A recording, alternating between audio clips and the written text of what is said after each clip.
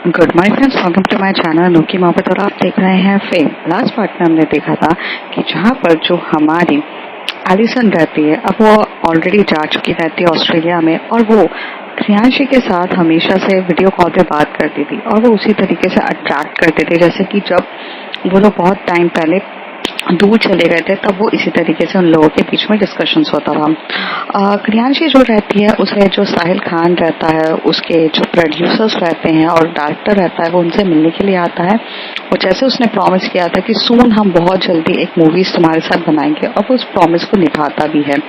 और जैसे उन लोगों का बात करने का आता है, उसकी स्क्रिप्ट सुन के उसे अच्छी लगती है और प्रियांशी यहाँ पर डिसाइड करती है कि वो साहिल खान का इतना बड़ा प्रोजेक्ट को रिफ्यूज नहीं करेगी और वो रेडी हो जाती है हाँ करने के लिए। इस तरीके से इन लोगों की लाइफ चल रही थी। दूसरी तरफ हमें देखने को मिलता है कि जो हमारी श्रेया रहती है वो पहले तो काफी ज्यादा गुस्सा रहती है क्योंकि बिग स्टारडम की भले ट्रॉफी उसने जीत ली थी, लेकिन कहीं ना कहीं वो काफी ज्यादा अपसेट थी क्योंकि उसकी जो मॉम थी वो उसके साथ बहुत मीन्स उसको पॉन्ड करके चली जाती है और उसे वार्न करती है कि तुमने ये जो हरकत करी वो बिल्कुल सही नहीं है, क्या प्यार को एक्सेप्ट करना बुरा था। और इसके बाद जो जूनी रहती है वो पीछे पड़ जाती है कि बताओ बताओ बताओ क्या प्रॉब्लम हुई है, क्या ऐसी चीज है जो तुम मुझसे छुपा रही हो। और जूनी की ये बात सुन के उसके पास कोई ऑप्शन नहीं रहता, वो उसे सब कुछ बताती है। जब उसे बताती है कि उसकी मॉम ने उसे चीट किया था, उसकी पूरी लाइफ को डिस्ट्रॉय कर दिया था अपनी सेल्फिशनेस के लिए, और उसके डैड जो हैं वो आज जिंदा लाश बन के बने हैं, मतलब वो जिंदा है भी पर एक लाश की तरह था। तो ये जब वो दर्द में बोल रही थी तो उसकी आंखों में से आंसू निकल रहे थे और जूनी उसके आंसुओं को देखती है और उसे बहुत प्यार से कंसोल करना स्टार्ट कर देती है। दूसरी तरफ जो जोया रहती है वो तो काफी ज्यादा मतलब अपसेट होती है क्योंकि वो शादी तो करना नहीं चाहती थी, बट उसको जबरदस्ती करके उस शादी में फंसाया जाता है और उसे शादी करने के लिए एक मजबूर किया जाता है। तो क्रिस्टीना जब रोते हुए अपने फादर के पास जाती है क्योंकि उसकी मॉम ने कहा था कि अगर तुम्हारी मदद कोई और ना कर सके लेकिन ऊपर वाला खुदा जो रहता है वो तुम्हारी मदद करने के लिए हमेशा बैठा रहता है, तो तुम उधर जाओ, वो तुम्हारी मदद करेंगे। और वो यही सुनती है कि वो मदद करने के लिए वहां जाती है और उनके पीछे पड़ती है। तो ये चीज हो जाती है कि फाइनली अब ये हो जाता है कि हाँ कोई ना कोई उसे रास्ता दिखाएगा। फादर उसे रास्ता दिखाते हैं और उसे कहता है कि एक ना एक जन तो होगा जो विक्टिम होगा कि उसने चीट किया है। कोई भी फादर, कोई भी पेरेंट्स जो है वो कभी भी रेडी नहीं होंगे उस लड़की से शादी कराने के लिए जो एक्चुअली में जो चीट कर रहा है उसे शादी कराने के लिए। तो यहाँ पे जो क्रिस्टीना होती है वो हमारी जोया को कांटेक्ट करती है और जूनी को कांटेक्ट करती है, उसे सब कुछ बताती है। अब उसके आगे मॉर्निंग का टाइम रहता है, जोया उठती है। जोया जब उठती है तो वो थोड़ी सी बाहर की तरफ जाती है तो वो देखती है कि उसका प्लास्टर भी उतरा नहीं रहता है और उसकी तबीयत इतनी ठीक नहीं रहती, लेकिन उधर पर वो देखती है कि घर में ना बहुत सारे लोगों की आवाजें चहक रही है।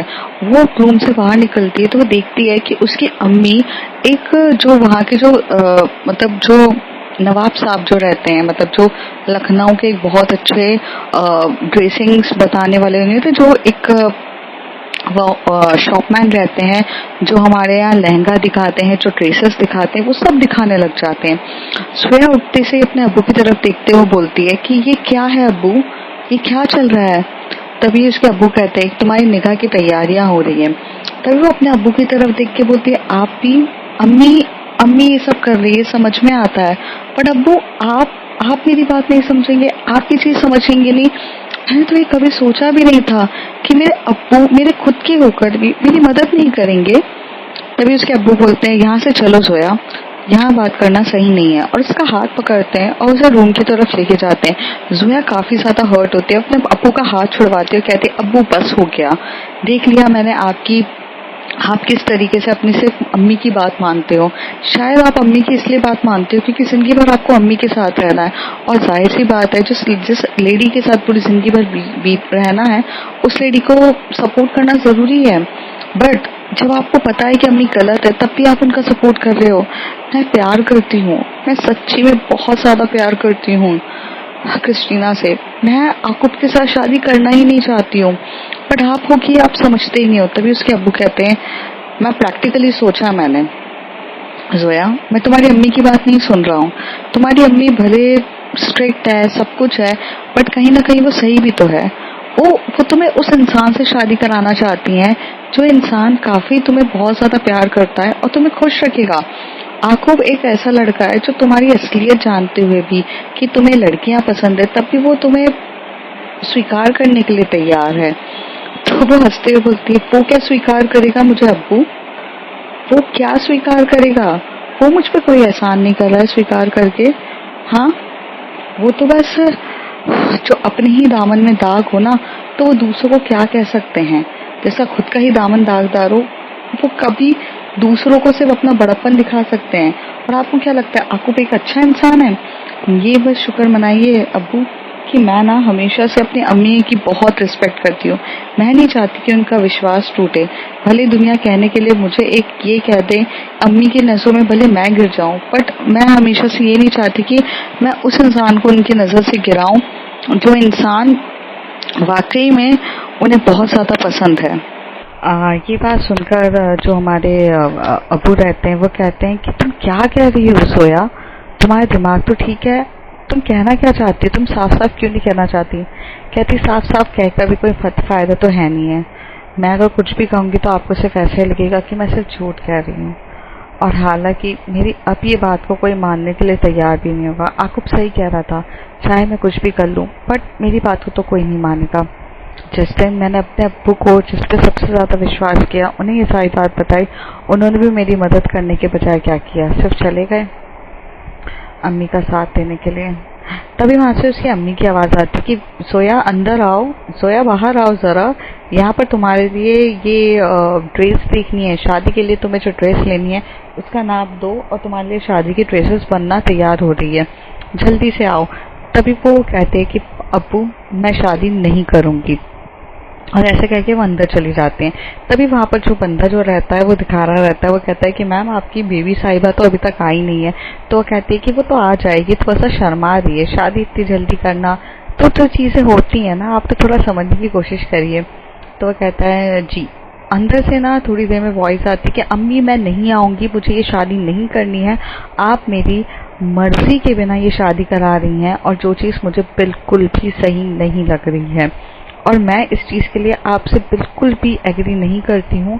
अम्मी ये जो आपने कर रही हो ये बिल्कुल भी सही नहीं है। और ऐसे कह के ना वो वहां पर चुपचाप जाकर डोर लॉक कर देती है। अप्पू जो होते हैं वो जो अम्मी जो रहती है वो अब्बू की तरफ आंखें दिखा के बोलती है कि ये क्या बदतमीजी है, उससे बोलो। बट हालांकि उसके अब्बू भी क्या समझा सकते थे, वो थोड़े से टेंशन में आ जाते हैं। और जो उसकी अम्मी रहती हैं वो जाती हैं और एक ओपन करती हैं, वहां पर उसकी ड्रेस का नाप जो रहता है वो दे देती है और कहती है कि इस ड्रेस की आप बना लीजिए, थोड़ी सी ढीली बनाइएगा, थोड़ी सी फिटिंग वगैरह क्या करना है वो हम अपनी बेटी को लेकर आ जाएंगे। आप ये बात समझ चुके होंगे और आपका जो भी खर्चा है वो मैं आपको भिजवा देती हूँ। और हालांकि आपकी मुंबई में भी शॉप है, वरना हम आपके लखनऊ में जो आपके भाई हैं हम उन्हीं से सब कुछ लेते हैं, लेकिन हमें कुछ ज़्यादा जल्दी है शादी की, इसलिए हम लखनऊ नहीं जा पाएंगे, इसलिए हम यहाँ से कर रहे हैं। तो ये बोलकर वो चली जाते हैं, वो भी सर हिलाता है और चले जाता है। थोड़ी देर के बाद जब जोया रहती है, बहुत टाइम बीत जाता है, मतलब टाइम ऐसे बीत जाता है कि जोया बाहर ही नहीं निकल रही रहती है।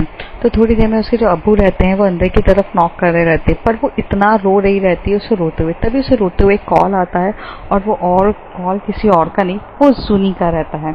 जूनी उसे बोलती है अक्का कहाँ पर हो आप, और आपकी आवाज़ देख के तो ऐसा लग रहा है कि आप बहुत ज़्यादा रोए हो। तो जोया कहती है सुनी सुनी मेरी मदद करो, मुझे यहाँ से भगा दो, मुझे प्लीज यहाँ से भगना है, मुझे ये शादी नहीं करनी है, मुझे क्रिस्टीना पसंद है। हालांकि मैंने तुम्हें क्रिस्टीना के बारे में कुछ भी नहीं बताया, पर तुम मेरी बात समझने की कोशिश करो, मैं क्रिस्टीना से बहुत ज्यादा प्यार करती हूँ, प्लीज सोया मेरी मदद करो, प्लीज सुनी मेरी मदद करो, मैं सच्ची में मैं बहुत ज्यादा थक गई हूँ। तभी वो कहती है कि अक्का मैं आपकी मदद क्यों नहीं करूंगी, बिल्कुल करूंगी, मैं आ रही हूँ आपके पास। और ऐसे कह के वो वहां से वहां पे फोन रख देती है। थोड़ी देर में वो क्रिस्टीना को फोन करती है, तो क्रिस्टीना का जो फोन रहता है वो फ्लाइट मोड पे रहता है, क्योंकि अब वो अपने प्यार को जीतने के लिए इंडिया तो आ ही रही थी, तो उसका वो फ्लाइट मोड पे रहता है, तो उसका फोन लग ही नहीं रहा रहता है। यहाँ पर जोया टूट सी जाती है, काफी रोती है। थोड़ी देर में वो वॉइस सुनती है तो आकूब उनके घर पे आ जाता है, अम्मी के साथ अच्छे से बात कर रहा रहता है और कहता है कि मैं मेरी बीवी से मिलने के लिए रूम में जाता हूँ तो रूम में वो खटखटाता है, तभी उसके डैड बोलते हैं कि तुम्हारे से मिलने के लिए आकूब आया है, इतनी बदतमीजी मत करो।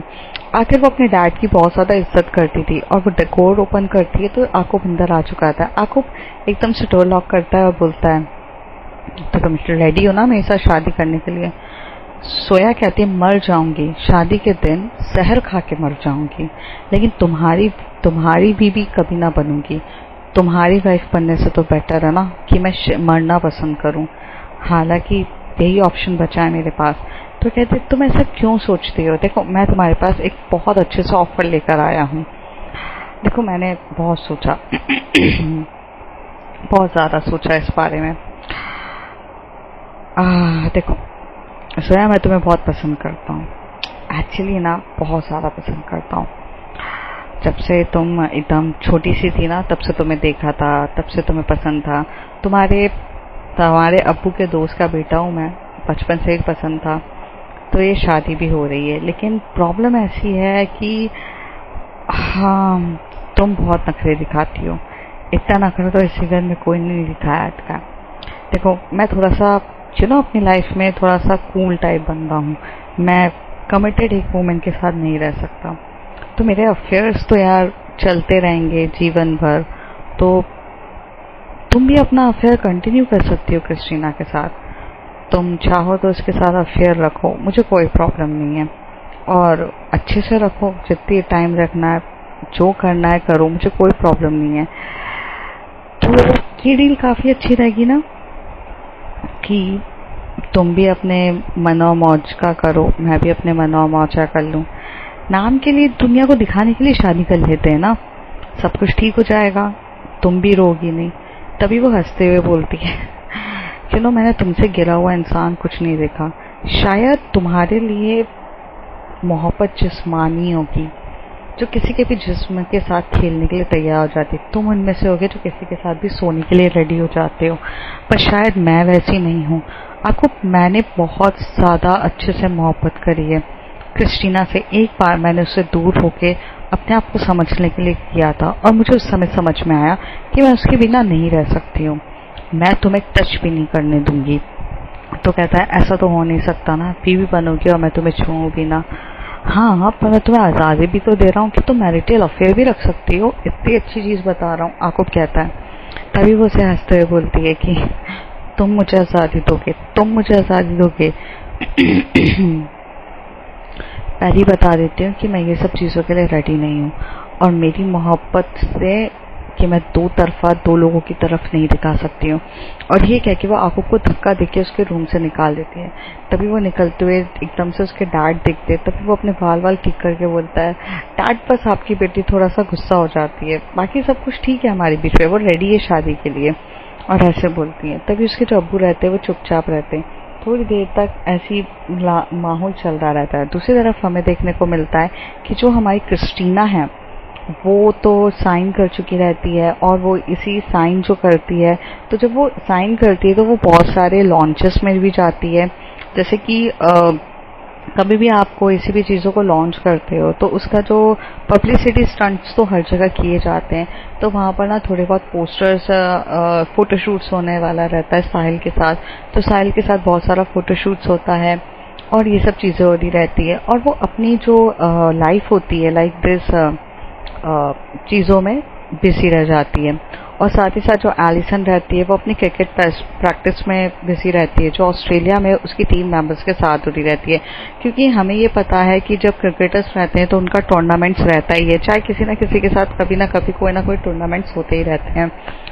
तो यहाँ पर तो उनको T20 वर्ल्ड कप के लिए भी तैयार होना था, और साथ ही साथ उसके टूर्नामेंट्स भी काफ़ी ज़्यादा चल ही रहे थे, और वो यहाँ पे उसके टूर्नामेंट्स में बिजी हो जाती है। एलिसन को जब भी टाइम मिलता था तो वो क्रियांशी को कॉल करती थी, और क्रियांशी और उन दोनों के बीच में काफ़ी अच्छे से अंडरस्टैंडिंग होती थी, और वो दोनों एक दूसरे के साथ बहुत अच्छे से बात भी करते थे। और उनका लॉन्ग डिस्टेंस रिलेशनशिप हो चुका था, बट उस लॉन्ग डिस्टेंस रिलेशनशिप में भी प्यार उतना ही था, बेपनाह था, जितना जल्दी वो एक दूसरे को टाइम दे सकते थे। हालांकि एक क्रिकेटर और एक एक्ट्रेस दोनों भी इतनी बिजी रहते हैं कि दोनों का टाइम क्लैशेस होते थे, बट उन दोनों के बीच में अंडरस्टैंडिंग थी, प्यार था, और वो उनकी कन्वर्सेशंस में दिखता भी था। और जैसे जैसे वक्त बीतता गया सोशल मीडिया पे उनकी फोटोज भी बहुत जल्दी अपलोड होती गई और ऐसे सब लोगों को तब ऑनलाइन हर जगह ये चीज़ पता चल चुकी थी। लेकिन कुछ लोग यहाँ पर भी थे जो क्रियांशी को बहुत ज़्यादा ट्रोल्ड भी करते थे कि एक लेस्बियन की मूवी देखने जाएंगे जो एक खुद एक लेस्बियन है और वो एक लड़के के साथ एक मूवीज कर रही है, वो तो फेक दिखा रही है। तभी इस बात पे जब उसको बहुत ज़्यादा ट्रोल किया जाता है तो उस ड्यूरेशन में जो साहिल खान रहता है और उसकी जो एक मूवी रिलीज हो रही थी तो साहिल खान एक प्रेस कॉन्फ्रेंस बुलाता है जिसमें क्रियांशी और वो बैठे रहते हैं। तभी उससे ये सवाल पूछा जाता है कि मैम ये जो आपका रोमांस साहिल खान के साथ हमें देखने को मिलेगा इस मूवी पे तो ये तो फेक ही रहेगा ना, बिकॉज आपको तो किसी लड़के में इंटरेस्ट ही नहीं है। तो तभी वहां से क्रियांशी हंसती है और उसे बोलती है कि सर मैं आपसे एक सवाल पूछ सकती हूँ अगर आप इफ यू डोंट माइंड। तो कहते हैं कि ठीक है। तो कहते हैं कि आप क्या अपनी प्रोफेशनल और अपनी पर्सनल लाइफ को दोनों को मिक्स करते हैं? तो वो एकदम से बोलता है कि नहीं, रिपोर्टर्स बोलता है कि नहीं मैं बिल्कुल भी मिक्स नहीं करता हूँ। तो कहते हैं एग्जैक्टली ये मेरा प्रोफेशन है और मेरी पर्सनल लाइफ किसी के साथ भी हो। मान लीजिए अगर मैं स्ट्रेट होती और मेरा हस्बैंड होता तो मैं हस्बैंड के साथ जो अपना रिलेशन रखती वो तो मेरा प्राइवेट होता और वो मेरा पर्सनल रिलेशन होता। लेकिन उसके अलावा भी मैं बहुत सारी मूवीज करती और अगर उसमें किसिंग सीन करती, उसमें रोमांस करती तो उसका मतलब ये है कि मेरा बाकी लोगों के साथ भी अफेयर चल रहा है। तो कहती नहीं बिल्कुल भी नहीं। एग्जैक्टली जब वो बाकी लोगों के साथ सिर्फ हम एक्टिंग करते हैं और एक प्रोफेशन होता है और पर्सनली में हम किसी के साथ भी मैरिड हो और कुछ भी चलता है तब तो आप उंगलियां नहीं उठाते। और अगर मैं अपनी पर्सनल लाइफ में एक लड़की के साथ हूँ जिससे मैं सबसे ज्यादा प्यार करती हूँ और जो मुझसे ज्यादा प्यार करती है और मैं अगर अपने प्रोफेशन में एक्टिंग करियर कर रही हूँ तो ये गलत है मेरे ख्याल से। तो ये तो रूल सबके लिए होना चाहिए। अभी यहाँ पर जो हमारी बेस्ट एक्ट्रेस है, यहाँ पर इतनी सारी हमारी मीडिया में इतनी सारी एक्ट्रेसेस हैं, वो उन लोग तो मैरिड हो चुकी हैं और उनका तो अब हस्बैंड भी है और अब वो टोटली एक रजिस्टर्ड मैरिज में है। तो फिर भी वो किसिंग सीन करती हैं दूसरे के साथ। तो क्या वो आपकी केमिस्ट्री आपको फील नहीं होती क्या उनके साथ? क्या वो आपको गलत लगता है? वो तो उसको थोड़ी ना फीलिंग्स रहती है उनके अपने को एक्टर्स के लिए, बट वो फिर भी वो रोमांस फील करते हैं बिकॉज वो उनका प्रोफेशन है। आप मेरे प्रोफेशन और आप मेरे पर्सनल लाइफ को एक दोनों को मिक्स कर रहे हैं and this is a completely wrong. जब इतना बोल्ड तरीके से वो आंसर देती है तभी सबका मुंह बंद हो जाता है। तभी साहिल खान कहते हैं देखिए यहाँ पर ना ऐसे बहुत से प्रोड्यूसर्स हैं और डायरेक्टर्स हैं और यहाँ के बहुत सारे लोग ऐसे हैं जो हमारे फैशन डिजाइनिंग में भी जो लोग की सेक्सुअलिटी अलग है, जो स्ट्रेट नहीं है। मैं नाम किसी का भी नहीं लेना चाहूँगा बट मैं आपको सीधे सीधे बता देता हूँ बहुत से लोग हैं ऐसे, लेकिन फिर भी वो अपने प्रोफेशन में बहुत कुछ ऐसा करते हैं। वो लड़का लड़की के भी रोमांस बताते हैं, लड़की लड़की के भी रोमांस बताते हैं, हर किसी के रोमांस बताते हैं। इसका मतलब ये थोड़ी ना होता है कि गलत है। आप जो क्रियांशी अग्रवाल पे उंगली उठा रहे हैं वो बेबुनियाद है और जिसका कोई सेंस नहीं है। और प्लीज अपने टीआरपी या अपने ये क्या बोलते हैं अपने जो चैनल में कुछ भी दिखाकर पैसे कमाने का ये सब चीजों की हरकतें ना करिए, ये बहुत ज्यादा गिरी हुई हरकत होती है। ठीक है, तो इसको आपको मैं बताना चाह रहा था। और ऐसे बोल के प्रेस कॉन्फ्रेंस हो जाती है। सब यहाँ से क्रियांशी उठती है और क्रियांशी उठ के जाती है, जाकर अपने वैनिटी वैन में पूछती है। तो तभी वहां से एलिसन का कॉल आता है। एलिसन जब उसे बोलती है बेबी व्हाट्स अप, तो वो उससे बोलती है नो एलिसन मेरा मूड बहुत ज्यादा खराब है। तो कहती है व्हाट हैपेंड? तो वो उसे बताती है कि यार मेरे ऊपर ऐसे ऐसे रूमर्स उठते हैं, ये उठते हैं, मुझे सब लोग ऐसे बोल रहे हैं दिस थिंग। तो कहती है so this is a mentality of the peoples which is having a very low mentality, don't think about that, peoples are always there to troll anyone, you have to relax yourself, don't give importance to this bullshit things, okay? और ऐसे कह के जो Allison होती है वो बहुत अच्छे से मूड सही कर रही रहती है क्रियांशी का और इन दोनों के बीच में बहुत लवी डवी टॉक्स होती है और ऐसा होता है। दूसरी तरफ हमें ये देखने को मिलता है कि जो हमारी जूनी रहती है वो सुबह सुबह जो रोमांस होता है उन दोनों का काफ़ी पैशनेट तरीके से होता है, और इस बार कोई बाउंड्री नहीं रहती है जैसे कोई देख रहा है या कुछ हो रहा है। उन लोगों को बहुत ओपनली वो अपना रोमांस करते हैं, रूम में फ्रीडम के वे में वो जो अपना रोमांस करते हैं। जब उनका रोमांस ऑलमोस्ट पूरी तरीके से ख़त्म हो जाता है तो मॉर्निंग में सुनी उठती है, वो शावर लेती है, शावर होके आती है और बहुत ब्यूटीफुल तरीके से दिख रही रहती है। सुनी इतनी सुंदर दिख रही रहती है कि उसका मतलब देखने का बात ही कुछ अलग होती है। और सुनी जैसी आती है, आकर शांति से बैठती है, तभी वहाँ पर जो हमारी एलिसन है, नहीं जो हमारी क्या बोलते हैं श्रेया है, वो उसकी तरफ देखते हुए बोलती है कि वाह you looking so much amazing. तो वो बोलती है कि शुक्रिया, आप ही के तो रंग चढ़ा हुआ है, और जब आपका रंग चढ़ेगा तो मैं इतनी सुंदर तो दिखूंगी।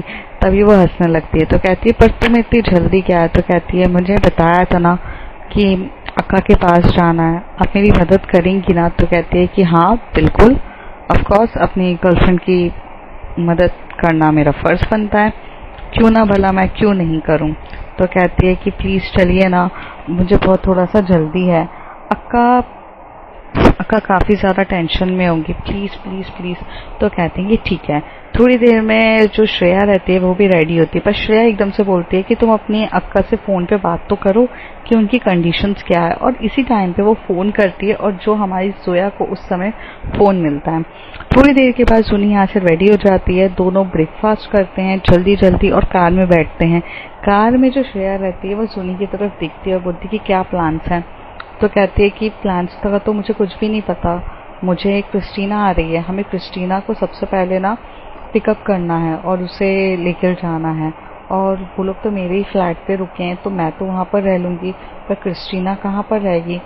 तभी श्रेया बोलती है क्यों, मेरा घर नहीं है क्या? मेरे घर पे रह लेगी क्रिस्टीना, इतना टेंशन क्यों ले रही हो? तो कहती है थैंक यू सो मच मेरी हेल्प करने के लिए, मुझे तो ऐसा लगा था कि मैं ऑलमोस्ट हो रही। तो कहती है एक काम करो, हम यहाँ पे जैसे ही मुंबई पहुँचते हैं तुम यहाँ से अक्का के पास जाओ, मैं यहाँ से क्रिस्टीना को पिकअप कर लूँगी और सब कुछ हो जाएगा, ठीक है? तो ये दोनों इतने प्यार से हक करते हैं। वो थोड़ी देर में जो सुनी रहती है वो श्रेया के लिप पे किस कर देती है, बहुत पैशनेट तरीके से किस करती है। तब एकदम से बोलती है क्या कर रही हो, पब्लिक प्लेस है। तो कहती है कि जब पब्लिकली एक्सेप्ट कर सकते तो पब्लिकली किस नहीं कर सकती मैं तुम्हें।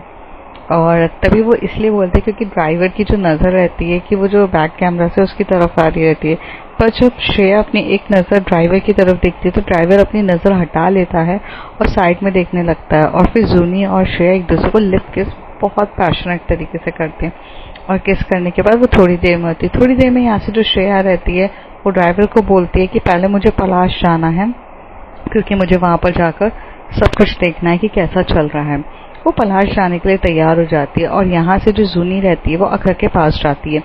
पलाश में जैसी जाती है तो उसका वेलकम बहुत ग्रैंड तरीके से होता है, क्योंकि उसने बिग स्टारडम का वो चीज़ जीती रहती है। जैसी वो अंदर घुसती है वहाँ पर देखने लायक होता है कि उसका डेकोरेशंस होता है, पूरे पलाश होता है, पूरी मॉडल्स आती है, सब उसको मतलब इतने प्यार से आकर एकदम सब लोग उसका वेलकम कर रहे रहते हैं, वेलकम इतने प्यार से कर रहे रहते हैं। उसके जब वो वेलकम हो रहा रहता है ना तो वो देखने लायक होता है कि सब इतने अच्छे होते हैं।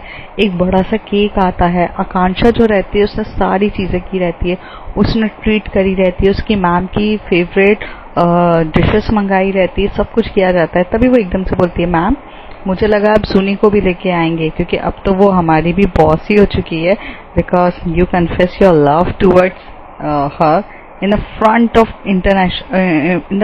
international televisions. तो मुझे ऐसा लगा कि मैम आप उसको लेकर आएंगे। तो कहते हैं कि हाँ मैं उसको लेकर आती, but due to some reasons वो नहीं आ पा रही है, और उसका कुछ एक ज़रूरी काम है जिसकी वजह से वो थोड़ा सा बिजी है। तो ऐसा कुछ नहीं है, वो आ जाएगी। अच्छा आकांक्षा सबको पार्टी हो गई हो तो करे, तो कहते हैं मैम अभी तो पार्टी शुरू हुई है। तो एकदम से म्यूजिक स्टार्ट होता है, सब डांस करने लगते हैं, सब मैम को वेलकम करते हैं, मैम के लिए इतना सब कुछ कर रहे रहते हैं जो काबिले तारीफ होती है। मतलब एक होता है ना कि वो उनकी एक ओनर रहती है और ओनर इतना अच्छा अगर जीतती है तो कौन खुश ना हो। और जिस तरीके से वो ओनर ने इन दिनों अपना जो रुतबा था वो रुतबा भी उनका इतना मतलब फाड़ू रुतबा था कि जिसके बारे में कोई सोच भी नहीं सकता था। तो सब लोग हैप्पी होते हैं। थोड़ी देर में जब पार्टीज वगैरह चलती है और यहाँ पर जो जूनी का एक मैसेज आता है कि क्रिस्टीना आ चुकी है, आप प्लीज़ उसे पिकअप करने चले जाइएगा। लेकिन पार्टी यहाँ पे जोरों शोरों से चल रही थी और सारे क्लाइंट्स आए रहते हैं। मतलब वहाँ पे जो जितने भी हस्ती रहती है ना, जो मतलब बहुत अच्छे अच्छे एकदम लोग रहते हैं, वो सब आए रहते हैं। तभी वहाँ पर उसका जाना तो होता नहीं है, तो वो क्या करती है, वहाँ पर जो उसका ड्राइवर रहता है उस ड्राइवर को बोलती है कि तुम इधर जाओ, इधर बात करो और यहाँ से सब कुछ कर लो। ड्राइवर तो रहता है कि जो मैम की बातों को टालने की हिम्मत भी नहीं रखता है। वो वहाँ पे जाता है और वहाँ पर बहुत अच्छे से जाता है, जाकर मिलता है और मिलने के बाद वहाँ पर क्रिस्टीना को पिकअप कर लेता है। सुनी यहाँ पर जैसी जाती है, जुनी यहाँ से भागते हुए जैसी जाती है वहाँ पर क्या बोलते जुनी का जैसी जुनी जाती है अपने अक्का से मिलने, तो अक्का उसे गले लगाती है और अक्का गले लगाते से ही रोना स्टार्ट कर देती है। वो बहुत ज़्यादा डीपली तरीके से रो रही थी। अक्का का रोना इतना ज़्यादा था कि सुनी भी उसकी आंखों में वो आंसू देख के रोने लग जाती है। थोड़ी देर में रोते हुए जुनी बोलती है कि अक्का प्लीज शांत हो जाइए, आपको मैं ऐसे रोते हुए नहीं देख सकती। तभी वो कहती है कि मैं क्या करूं, मेरी शादी हो रही है, प्लीज मुझे भगा के ले जाओ, प्लीज प्लीज प्लीज। तभी वो कहती है भगाना हमारी फितरत नहीं है, और दूसरी चीज अक्का कुछ गलत तो किया नहीं है ना, मोहब्बत करना तो गलत नहीं है, और मोहब्बत में भगाने की क्या करें, हम अगर भग कर गए तो अम्मी और अब्बू की सबकी इज्जत भी को भी प्रॉब्लम हो जाएगी। और आप क्या चाहती हो, जिनसे आप सबसे ज्यादा बेहद प्यार करती हो इस दुनिया में, आप उनकी इज्जत को खराब करोगी। तभी वो कहती है कि मैं ये सब करना ही नहीं चाहती हूँ, बट मैंने अब्बू को सब कुछ सच बताया तो अब्बू ये सच को मानने के लिए भी तैयार नहीं है। तो वो कहती है ठीक है, आप उस बारे में टेंशन मत लीजिए, मैं आपसे वादा करती हूँ कि आपकी शादी उससे कभी नहीं होगी। तो वो कहती है कि बट मैं क्या करूँ, पता है क्रिस्टीना भी मेरा फोन नहीं उठा रही है। क्रिस्टीना को कि मतलब पेरेंट्स के साथ मेरे अम्मी अब्बू ने बहुत गंदे तरीके से बात करी, तो जिसपे वो इतनी ज्यादा गुस्सा हो गई है कि वो मुझसे बात तक नहीं कर रही है। तो वो हंसते हुए बोलती कि जहाँ प्यार सच्चा हो ना, वहाँ पर कुछ भी होता है। आपको क्या लगता है कि वो आपसे दूर रह सकती है? तो वो थोड़ा सा गुस्सा हो सकती है, हर्ट हो सकती है, लेकिन वो आपको छोड़ नहीं सकती है अगर वो आपसे सच्चा प्यार करती है। और वो अपने मॉम एंड डैड को भी लेकर आई थी आपसे बात कराने, तो आपको क्या लगता है कि वो आपको इतने आसानी से छोड़ देगी? कुछ चीजें रहती हैं, कहती है अक्का, कि जिसके लिए समय लगता है, हम जैसा सोचते हैं वैसा नहीं होता है। तो कहती है सोनी तुम इतनी ज्यादा समझदार कब से हो गई हो? तो वो हंसते हुए बोलती है जब से श्रेया के कांटेक्ट में आई हूँ। यू नो व्हाट, श्रेया हमेशा से मुझे संभाल के रखती हैं और वो मेरा बहुत ज़्यादा ध्यान रखती हैं, तो इसी वजह से तो कहते हैं कि मुझे बहुत ज़्यादा खुशी हुई है कि तुम इतनी ज़्यादा समझदार और क्यूट सी बच्ची हो गई हो। बट ये रियलिटी है, अम्मी अब्बू को मैं समझा चुकी हूँ। कल मेरा निकाह है, सब कुछ तैयार होकर आ चुका है, एक दिन में ड्रेसेस ज्वेलरी सब कुछ तैयार कर दी मम्मी ने। कहते हैं ऐसा कुछ नहीं होगा, आप शांति रखिए। अच्छा अम्मी, आपका मोबाइल कहाँ पर है, मैं क्या यूज़ कर सकती हूँ? तो कहती है क्यों क्यों क्या हो गया तुम्हारे? बोल रहे मेरे मोबाइल की बैटरी डाउन हो गई है अक्का। तो कहती है अच्छा ये लो। तो बोलती पासवर्ड? तो कहती है कि क्रिस्टीना। तो कहती है क्रिस्टीना आपने पासवर्ड डाला है? तो कहती है कि हाँ क्रिस्टीना। तो वो क्रिस्टीना वहाँ पर टाइप करती है और थोड़ी देर में टाइप करने के बाद वो ओपन हो जाता है। वो वहाँ पर बैठ के ना उसकी जो वीडियो रहती है वो एक सर्च कर रही रहती है। थोड़ी देर के बाद ना वो उसको कुछ मिल जाता है और वो वहाँ से वो पूरा डेटा ट्रांसफ़र कर लेती है अपने मोबाइल पे। और वो कहती है कि हो गया कि नहीं? तो कहती है कि हाँ मेरा ना रिचार्ज ख़त्म हो गया था, तो आपका हॉटस्पॉट लेके मैं रिचार्ज कर रही थी, मेरा सब कुछ हो गया, ये लीजिए। तो कहती है ठीक है। तो कहते हैं कि सुनी मेरी कल शादी है। तो कहती है कि नहीं, वैसे तुम्हारा सॉरी मैं ना अपनी प्रॉब्लम्स में इतनी उलझ गई, मैं कितनी बेकार हूँ ना, मैंने तुमसे पूछा भी नहीं वो बिग स्टारडम का क्या हुआ, उसमें कौन विनर रहा। तो कहती हैं कि आपने मेरा एपिसोड नहीं देखा। तो कहती कि कौन सा, मतलब नहीं, अम्मी अब्बू थे, मैं उनको मनाने में कुछ ज़्यादा ही बिजी थी, मुझे कुछ भी नहीं पता, तो मुझे बताओगी। तो कहती है कि क्यों नहीं अक्का, मैं क्यों नहीं बताऊंगी आपको, ये लीजिए। और ऐसे करके वो एक वीडियो दिखाती है, जिस वीडियो में पता चलता है कि श्रेया जीती है, और साथ ही साथ उस वीडियो में ये भी पता चलता है कि श्रेया ने सुनी को पूरे सबके सामने प्रपोज किया। ये देखकर तो अक्का एकदम मतलब चौंक जाती है और वो उसी तरफ ऐसे देखने लगती है। सुनी हल्का हल्का ब्लश करने लगती है, वो उसे कहती है क्या ये सच्ची में हुआ है। तो वो कहती है कि हाँ अक्का सच्ची में हुआ है। तो कहती है मजाक तो नहीं है ना। तो कहती कि मजाक क्यों होगा अक्का, ऐसा कुछ भी नहीं है, सच्ची में उन्होंने मुझे प्रपोज किया है। और ये सुनकर उनकी आंखों में आंसू आ जाते हैं। तो तभी सुनी जो होती है उसकी आंखों को पोंछती है, कहती क्या, कहती है कि सच्ची मोहब्बत हो ना तो सब कुछ हो जाता है, तुम बहुत लकी हो कि जहाँ श्रेया इतनी अच्छी स्ट्रॉन्ग पर्सन है जो तुम्हें सबसे लेके चली गई और तुम्हें सबके सामने प्रपोज किया। काश मेरी लाइफ में भी मैं या क्रिस्टीना इतना स्ट्रॉन्ग होते कि करते हैं। हम दोनों एक इमोशनल बनते हैं, हम दोनों अपनी फैमिलीज को ज़्यादा इम्पोर्टेंस देते हैं, इसके चक्कर में हम कुछ नहीं कर पा रहे। और मुझे बहुत बुरा लग रहा है कि मैं अपनी मोहब्बत खोता हुआ देख रही हूँ। मैंने कभी नहीं चाहा था कि मैं अपनी मोहब्बत को खोता हुआ देखूं। तभी वो उसके आंखों में बंद करती है, कल आप निकाह के लिए जाइए, बट मैं वादा करती हूँ आपका निकाह नहीं होगा। तो वो कहती हैं कि कैसे, क्या। तो कहती है सब हो जाएगा। थोड़ी देर में यहाँ से ना जो सुनी होती है वो उसे फोरहेड पे किस करती है और जाकर अपनी जो खाला रहती हैं उनके पास जाकर बैठ जाती है, उनसे बात करने लग जाती है ताकि वो हर एक चीज़ धीरे धीरे जान सके कब क्या हो रहा रहता है। तो फ्रेंड्स देखते हैं आगे क्या होता है। If you like my story, like share and subscribe.